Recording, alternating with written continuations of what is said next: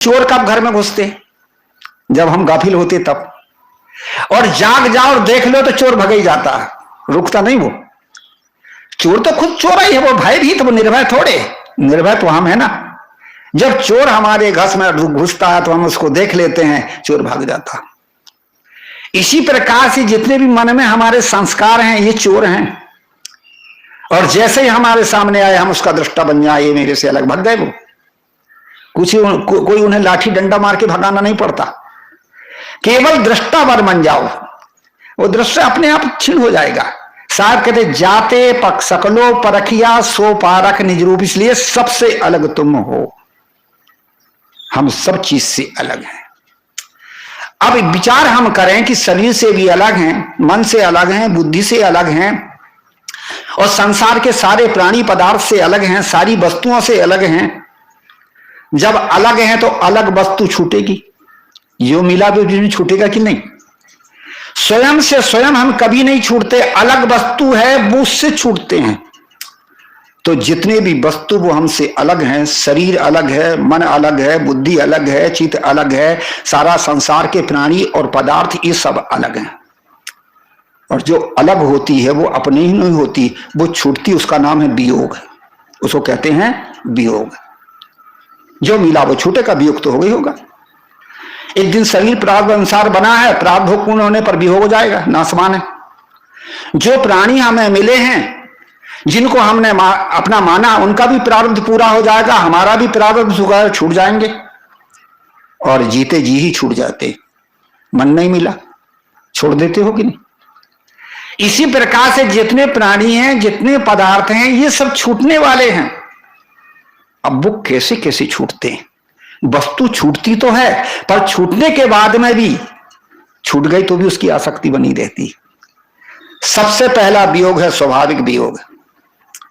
स्वाभाविक वियोग का अर्थ है जो वस्तु मिली है वो स्वाभाविक है, अपने आप छूटे, क्योंकि वो जड़ है, विनश्वरशील है, कार्य पदार्थ है, वो टूटेगा, छूटेगा, फूटेगा, तो वो छूटेगा। जो भी चीज मिली है वो छूटेगी। परंतु छूट जाने के बाद में स्वाभाविक हो, हम छोटे बच्चे थे, सुंदर रूप था, जवानी में आ गए, सुंदरता छूट गई। बुढ़ापा बूढ़ा हो गए, जवानी का बलवानपना छूट गया। एक दिन शरीर छूट गया, सारा स्थूल शरीर ही छूट गया। सारी चीज छूट गई कि नहीं छूट गई? जो मिली थी उसका वियोग होता, वो स्वाभाविक है। जो भी वस्तु है वो स्वाभाविक अपने आप छूटे, क्योंकि वो हमसे अलग है, इसलिए स्वाभाविक है। पर बाधा क्या है? उसकी आसक्ति।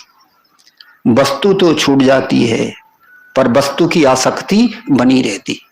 कितने कितने साल पुरानी पुरानी बातें छूट गई, परंतु उसकी आसक्ति बनी है। आसक्ति के दो रूप हैं, एक है यादगारी और एक है सुखासक्ति। यादगारी भी कभी कभी भूल जाती है।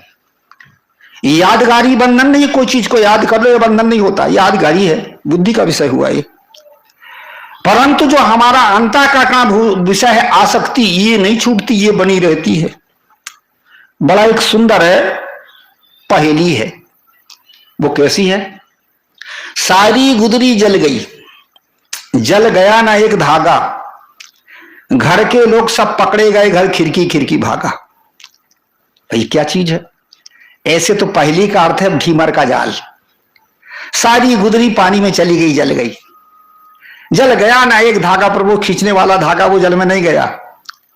घर की क्या है? पानी, और उसके लोग मछलियां पकड़ी गई, और घर खिड़की खिड़की भागा, पानी छेद छेद से निकल गया। ये पहेली बाहर की है, और अध्यात्म मिले इसको। सारी गुदरी जल गई, एक दिन गुदरी रूपी शरीर संसार सारा छूट जाता है। ये भी जल जाता शरीर भी, और सब चीज संसार भी छूट जाता है। जल गया ना एक धागा, पर एक वासना, आसक्ति, चाहना, वो जलती नहीं है। घर के लोग कौन है? ये चेतन जो शरीर में निवास कर रहा है। ये पकड़ा गया वासना, लेकिन दूसरे खाली में चला गया। घर खिड़की खिड़की भागा, पांचा तत्व का शरीर पांचों में मिल गया। कहानी का तात्पर्य हमारी आसक्ति, वासना ये नहीं छूटती, ये बनी रहती। कल के प्रसंग में भी थोड़ा सा मैंने उदाहरण दिया था। कुछ लोग कहते हैं कि साहब जी हम संसारी लोग हैं, हम तो मोक्ष हो सकते हैं, हमें ज्यादा यादगारी है ही नहीं, घर की, परिवार की, बस इतने ही तो रिश्तेदार बस। और तुम तो दुनिया भर की, कौन देश के भगत, कहाँ की भक्तिन, कहाँ का, ये दुनिया भर का बवाल लिए बैठे, तो कहां से मोक्ष होगे? बोझा ले लेके तो आप चलते, हमें ज्ञान देने आते। उन पागलों से हम कहा करते हैं कि तुम्हारे पास में केवल, तुम्हारे पास है ब्लैक बोर्ड और हमारे पास केवल राडार है, ब्लैक बोर्ड नहीं है। ये हवाई जहाज एक ऐसा है, उसमें दो यंत्र होते, एक होता है राडार। राडार का काम होता है कि वो बाहर की चीज को सर्च करता, कहां जाना है, किस जगह जाना है, वहां का नक्शा दिखता है और वहां के लोगों से बात होती है, ये बाहर का सर्च करता है। इसी आधार पर पायलट गाड़ी चलाता, नहीं तो आकाश में क्या दिखेगा वहां। दूसरे नंबर में होता ब्लैक बॉक्स, जिसको ब्लैक बोर्ड कहते हैं। वो क्या काम करता है कि वो भीतर में क्या प्रतिक्रिया हो रही, पायलट आपस में विचार क्या कर रहे हैं, क्या बात कर रहे हैं, और यात्री क्या क्या वहां प्रतिक्रिया हो रही है, कोई आतंकवादी तो नहीं घुसा है, कोई क्या तो नहीं, ये सब उसमें आता है। और जो बाहर का जो है वो भी सर्च होता है, बाहर का भी सर्च होता है, भीतर का भी सर्च होता है, ये करता है ब्लैक बॉक्स। और जब हवाई क्षतिग्रस्त होता, गिरता है, तो उसमें लग जाती आग, क्योंकि वैसी धातु से बना है, पेट्रोल रहती है, आग लग जाती है, सब कुछ जल जाता है, राडार भी जल जाता है, यात्री भी जल जाते हैं, पर ब्लैक बॉक्स, ब्लैक बोर्ड नहीं जलता, वो ऐसे यंत्रों से बना हुआ है। और अंत में फिर उसकी कार्रवाई होती है, उसको खोज करते हैं, ब्लैक बोर्ड को, उसको खोजते फिर उस यंत्र में चढ़ाते हैं, फिर वो बताता है कि अंदर में क्या क्या प्रतिक्रिया हो रही थी, बाहर से क्या हुआ था, वो सब बता देता है। उसी आधार पर फिर आगे की कार्रवाई होती। इसी प्रकार से हवाई जहाज है, हमारा शरीर है, राडार कौन है, हमारी बुद्धि है, बार बार की चीज सोचती, स्मृत करती है। ब्लैक बॉक्स कौन है, हमारे भीतर का अंतःकरण जो आसक्ति बनता है, ये ब्लैक बॉक्स ये भीतर का सर्च, बाहर का भी सर्च करता है और भीतर का भी सर्च करता है। जब शरीर छूट जाता है तो उसके बाद बुद्धि, शरीर है तो सब जल जोला जाते हैं। अब रहते रहते ही बहुत सी बुद्धि जो है आदमी भूल जाता है, बहुत सारी चीज बुढ़ापे में सब भूल जाते हैं। मस्तिष्क में यदि कहीं ठोकर हो जाए, कुछ लग जाए, कितने लोग को कुछ भी नहीं रहता, सीधे बैठे रहते, कुछ याद नहीं। नेपाल में एक फुटबॉल का खिलाड़ी था, हरि बहादुर खड़का, पढ़ा लिखा आदमी था, अंतर्राष्ट्रीय खिलाड़ी था, चोट लग गई, गिरा, और गिर गया तो उसको कुछ भी याद नहीं है, बस देखते भर रहता, बैठे रहता। काहे? जो है राडार खराब हो गया, बुद्धि खराब, वो बुद्धि में कुछ विकृति आ गई। परंतु ये चीज है कि जब ब्लैक बॉक्स क्या होता है, ब्लैक बॉक्स नहीं जलता, ब्लैक बॉक्स कहते आसक्ति, ये आसक्ति नाश नहीं होती, ये रहती।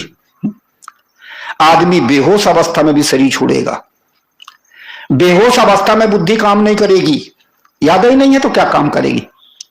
परंतु भीतर में आसक्ति के संस्कार हैं कि नहीं, इसलिए कहा जाता है कि उन लोगों से मैं कहा करता हूं, भैया तुम्हारे पास है ब्लैक बॉक्स और हमारे पास है राडार, केवल हमारे पास स्मृति है, यादगारी है, पर आसक्ति नहीं है। स्मृति किस लिए है? व्यवहारिक जीवन चलाने के लिए स्मृति की भी जरूरत है, पर आसक्ति की नहीं। आसक्ति आदमी को बांधती है और स्मृति रास्ता देती, दिशा देती। इसलिए मैं बता रहा था कि सब कुछ नाश हो जाता है, पर एक धागा नाश नहीं होता, वो है आसक्ति। स्वाभाविक वियोग की चर्चा कर रहा था। वस्तु तो छूट जाती है, पर वस्तु की आसक्ति बन जाती है और वही जीव को आवागमन में ले जाती है। इसके अधिकारी कौन है? चारों खाने के प्राणी। जितने भी चारों खाने के प्राणी हैं वो आसक्ति के बस तो शरीर धारण करते, सुख अध्यास बस जीव सब आई और इच्छा शक्ति बहु क्रिया कराई।